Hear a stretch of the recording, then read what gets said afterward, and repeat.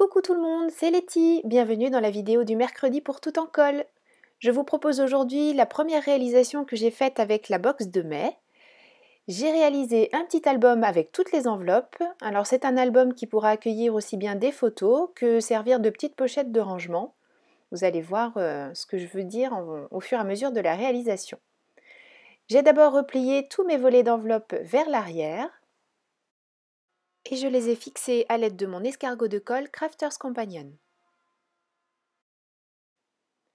Une fois que tout est fixé, j'enlève la partie blanche que l'on voit à l'arrière des enveloppes qui sert normalement qui sert à protéger la colle. Mais cette colle, je n'en ai pas l'utilité. Je vais donc faire en sorte qu'elle ne colle plus, tout simplement en passant mon petit coussin d'embossage à l'arrière. Puisque l'arrière des enveloppes va ici nous servir de pochette, il faut absolument que ce qu'on va glisser dedans puisse passer sans problème.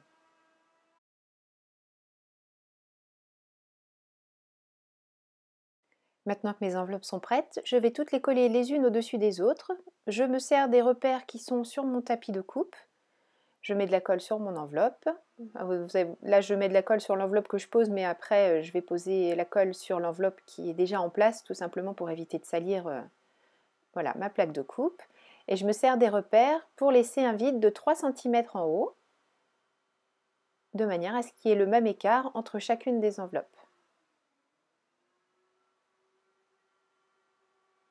Alors là, ce que j'oublie de faire également, c'est de mettre de la colle sur le bas de l'enveloppe précédente, tout simplement pour fermer ma pochette. Donc c'est pas grave, je vais rattraper ça en mettant un petit morceau de scotch à l'arrière, histoire de dire que mes pochettes sont fermées. Mais vous pouvez mettre la colle tout de suite sur le bas de l'enveloppe pour fermer votre pochette.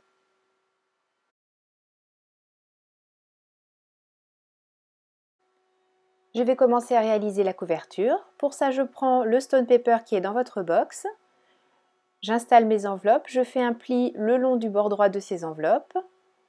Et une fois que mon pli est marqué, vous voyez, il n'y a aucune difficulté à marquer le pli dans le stone paper. J'utilise mon tapis de coupe et un réglé de manière à laisser une réserve de 1 cm qui vient venir faire l'épaisseur de notre album. À l'aide de mon massicot, je coupe ce qui est en trop en bas. Le stone paper passe très bien dans le massicot, il n'y a pas de difficulté du tout. Pour compléter la couverture, je vais utiliser le papier crème qui est dans votre box également. Je prends les repères et je coupe à l'aide de mon massicot ce qui est en trop. Alors, on avait pas mal de choix par rapport à la distress que l'on peut utiliser avec la collection de papier qui est dans la box ce mois-ci. Moi j'ai choisi de garder, dans certaines des pages, il y a des petits éléments en vert comme ça, très citron. Donc j'ai choisi d'utiliser Shabby Shutters parce que j'avais envie de garder ce côté peps qui est dans notre papier. Je passe directement le pad sur le stone paper, je fais sécher pour éviter qu'on ne voit les traces de doigts, et par contre sur mon papier, donc toujours le Shabby Shutters, mais je le passe avec une mousse. Je colle ensuite avec ma colle à pointe fine, et je fais en sorte de bien faire adhérer les deux morceaux de couverture ensemble avec mon plioir. Il ne reste plus qu'à coller l'ensemble d'enveloppes, en laissant le même tour tout autour des fameuses enveloppes. Et du coup, en plaçant comme ça, je m'aperçois qu'il y a un petit peu trop sur le bas, donc je passe le tout dans mon massicot pour enlever ce qui est en trop. Je choisis maintenant parmi tous ces beaux papiers ceux qui vont orner les enveloppes. J'ai choisi un de ceux avec les fleurs, donc je sais, ça c'est la moitié de nos papiers. Donc je vous laisse choisir exactement celui que vous souhaitez. Je repère la taille de ma première enveloppe, ce sera la plus grande à habiller. Je recoupe avec mon massicot et je vais glisser cette partie dans l'enveloppe tout simplement pour pouvoir repérer la forme qui est devant. Donc je glisse jusqu'au bout, je fais un trait au crayon de papier et je vais venir découper le long de ce trait pour pouvoir retrouver la forme de mon enveloppe et pouvoir ainsi habiller le devant.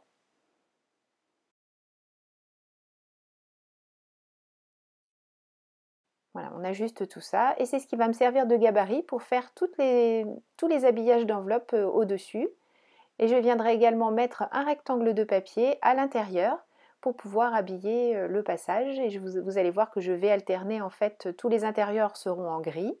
Et puis je vais alterner une fois sur deux le papier avec les fleurs que j'ai choisies ici, et puis un papier rouge pour éviter de faire trop de répétitions quand même et faire quelque chose qui soit encore agréable à l'œil.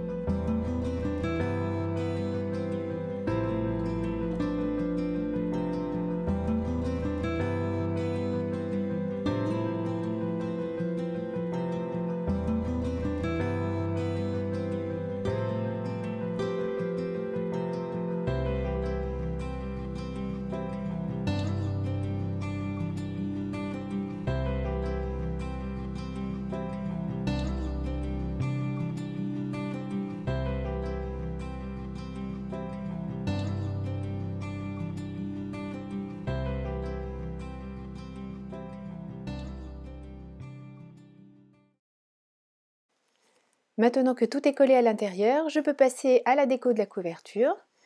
À l'aide du pochoir qui est fourni dans votre box ce mois-ci, je passe de la Distress classique Forest Moss. J'en mets de manière un petit peu aléatoire, je fais exprès de ne pas finir toujours les alvéoles pour que ça vienne s'affadir un petit peu sur les côtés et que ça ne fasse pas des choses trop rigides. J'en mets un petit peu à l'intérieur de la couverture aussi. Et toujours avec mon Forest Moss, je fais le tour de ma couverture, aussi bien à l'extérieur qu'à l'intérieur.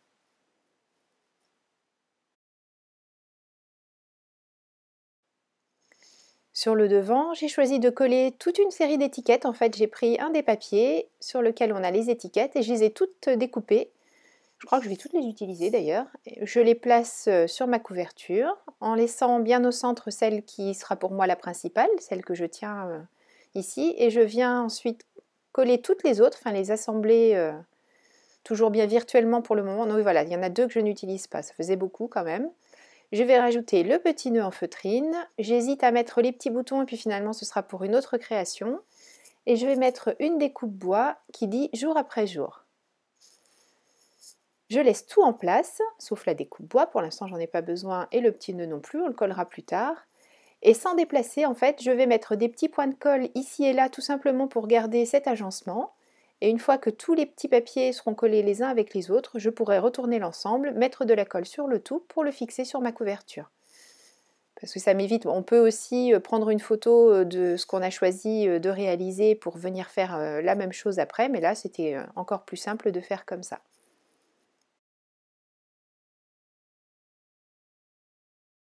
Maintenant que toutes mes petites découpes sont solidaires, je peux revenir toujours avec ma Forest Moss pour en mettre tout autour de ces découpes. Pour fixer le nœud en feutrine, j'utilise des points de colle. Et pour mettre en valeur la petite découpe bois et qu'elle ressorte bien sur cette couverture, je vais utiliser de la poudre à embosser et c'est de la Wow et je vous mets la référence ici en titre. Alors je fais un premier passage que je chauffe pour faire fondre bien sûr et je fais un second passage pour vraiment avoir ce côté métallisé qui donne une très jolie finition à cette découpe bois.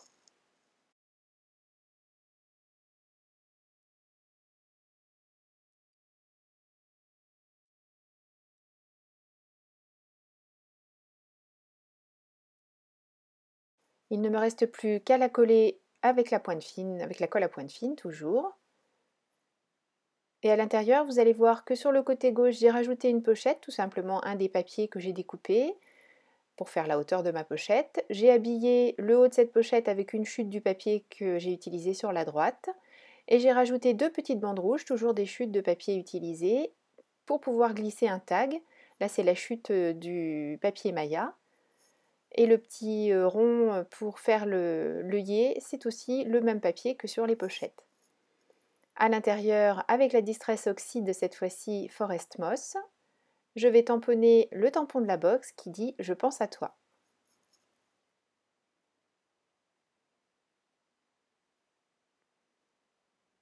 Désolée pour le passage de la tête, mais pour bien centrer, c'était quand même mieux.